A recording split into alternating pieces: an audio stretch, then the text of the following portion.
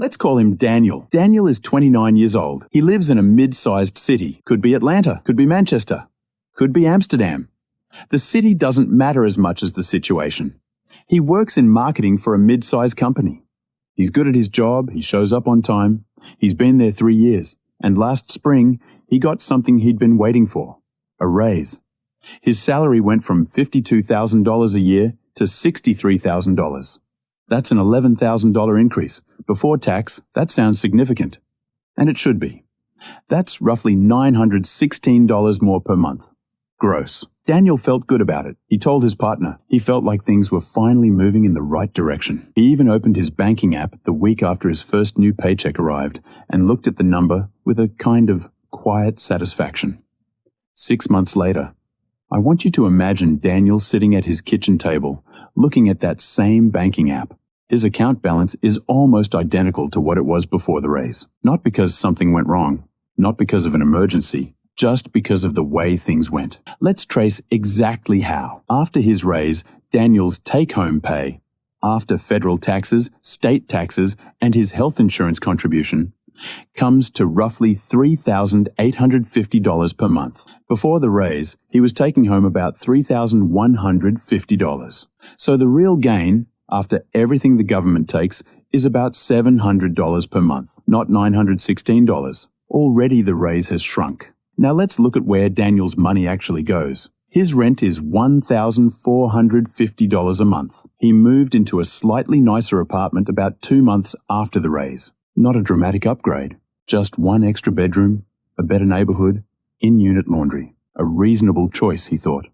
That moved his rent from $1,150 to $1,450, $300 more per month. His car payment is $420 a month. He's been driving a 5-year-old Honda that was starting to feel unreliable, or at least that's how he framed it to himself. With a better income, he financed a newer model. The payment is $420, and insurance on the new car runs $140 a month. So his total transportation cost is now $560 per month. It was $280 before. Just insurance and occasional maintenance. That's $280 more per month. Gone. His subscriptions, streaming, gym, a meal kit he uses twice a week, total about $180 per month. That's gone up from about $95 as he added a couple of services he'd been putting off. Credit card minimum payments sit at around $210 a month. The balances weren't created by the raise, but the raise made him slightly less anxious about carrying them.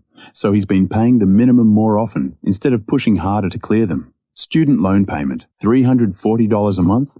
Income-based hasn't changed. Groceries and eating out, roughly $620 a month, up from around $480 before. Let's add that up. Rent, $1,450. Car and insurance, $560. Subscriptions, $180. Credit card minimums, $210. Student loans, $340. Food, $620. That's $3,360 in fixed and semi-fixed monthly outflows. Daniel has $490 left from his $3,850 take-home. And that $490 has to cover everything else. Gas, clothing, social plans, gifts, unexpected costs. By the end of most months, his savings movement is close to zero. The raise came. The savings didn't. What happened to Daniel isn't unusual. It has a name in behavioral economics. It's called lifestyle inflation. But that term makes it sound intentional, like a conscious decision to spend more. And that's actually not how it works, which is why it's so persistent. What really happened is something quieter. When Daniel's income went up, his sense of what he deserved went up with it. And that shift happened before he made a single financial decision. It happened in how he felt. The apartment upgrade didn't feel like a luxury. It felt proportionate. He was earning more. A nicer place made sense. The car didn't feel like indulgence. It felt like stability, like a responsible choice for someone at his level now. This is the mechanism. It's not greed. It's not stupidity. It's a psychological recalibration of what feels normal. Every time income increases, the internal reference point shifts. The lifestyle that felt comfortable at $52,000 starts to feel like a step below what someone earning $63,000 should be living. And so spending adjusts. Not all at once, not dramatically, but steadily, in small decisions that each feel completely reasonable in isolation. The problem is that these small, reasonable decisions compound, and they happen faster than savings can accumulate, because spending can be activated immediately, while savings require sustained discipline over time. The raise gets absorbed before it ever reaches the savings account. Not stolen, not wasted on anything obviously foolish, just quietly redistributed into a slightly more expensive version of the same life. Let's stay with Daniel and just look at one number. The $280 per month he added in transportation costs, the new car payment, and higher insurance. That's $280 every month for the next 5 years, which is a typical car loan term. That's $16,800 in payments. And because it's financed, with an interest rate of around 7%, the total cost of that vehicle over the loan period is closer to $25,200, and that's before depreciation. A new car loses roughly 20% of its value in the first year alone. So Daniel made a decision that felt like stability and reliability. And that decision costs him somewhere between $25,000 and $30,000 over 5 years, in an asset that will be worth significantly less than what he paid. That same $280 per month invested in a basic index fund over 5 years at a conservative 7% average annual return would grow to approximately $20,000. He won't feel the difference day to day. That's the quiet part. Neither path feels dramatic in the moment, but 5 years from now, one path leaves him with a depreciating car nearly paid off and very little savings. The other path leaves him with $20,000 in assets and a paid-off older vehicle that still runs fine. The money was always there. The raise was real. The potential was real. The question was always just where the money was going to go, and whether that destination was a conscious choice or simply the path of least psychological resistance. There's a reason Daniel didn't catch this as it was happening. Human beings are not naturally wired to think in compounding terms. We think in monthly costs. We think in what feels manageable right now. A $280 increase in monthly expenses doesn't feel like $25,000 over 5 years. It just feels like $280. And against a backdrop of a $700 net raise, that feels completely within reason.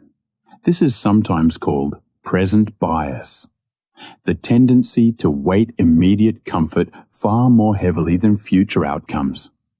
It's not a character flaw. It's a cognitive tendency that's very well documented and affects almost everyone, regardless of education or income level. There's also a social dimension that's hard to ignore, particularly in American and many European middle-class environments. Income often signals expected lifestyle. There's quiet social pressure that comes with earning more. Expectations from friends, from partners, from colleagues, and honestly, from ourselves. When Daniel moved into his nicer apartment, part of him was also responding to an internal narrative about what his life should look like at this stage. That narrative is shaped by what he sees, in his social circle, in advertising, in the general cultural framing of what success looks like in his country. None of that is invented. It's real social pressure, and it operates below the level of conscious decision-making most of the time. There are people who go through the same experience as Daniel, same raise, same city, similar cost of living, and end up with a meaningfully different outcome 6 months later. What's different about them isn't discipline in the way people usually mean it. It's not that they white-knuckle their way through deprivation. It's that they have a slightly different relationship with the moment between income increasing and lifestyle adjusting. They treat that gap as intentional. They keep their costs roughly stable for a defined period after income increases. 3 months, 6 months. and redirect the new income toward a specific purpose before letting any of it expand their lifestyle. The lifestyle upgrade, if it happens at all, comes later, and it comes as a deliberate choice rather than a default drift. They also tend to be honest about the difference between a purchase that builds something and a purchase that simply costs money. A car that gets financed on an appreciating salary isn't automatically a good decision. It depends entirely on what that money could otherwise be doing. And they tend to not make major financial decisions in the emotional window right after good news.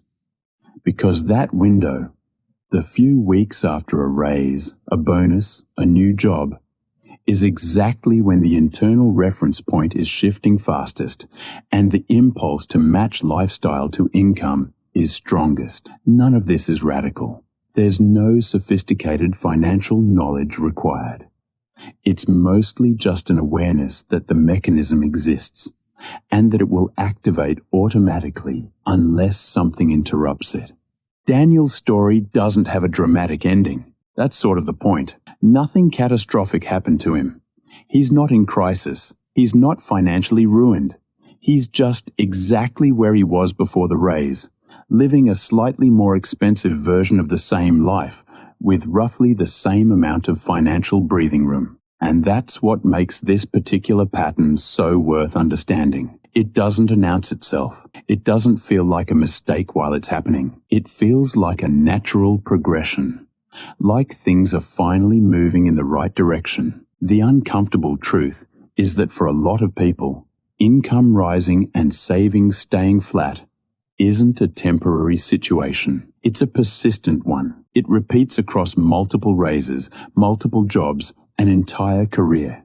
People retire having earned significantly more in their final working decade than in their first, and still feel financially unprepared. The mechanism was working the whole time, quietly, consistently, without ever needing their permission. The first step toward a different outcome isn't a new budget or a financial app or a dramatic lifestyle cut. It's just recognizing that the gap between income increasing and lifestyle adjusting is the most financially significant window most people will ever have, and that most people let it close in a matter of weeks without ever noticing it was open. That's worth sitting with. If this kind of thinking is useful to you, calm, real, without the noise, then subscribing means you'll see more of it. That's all.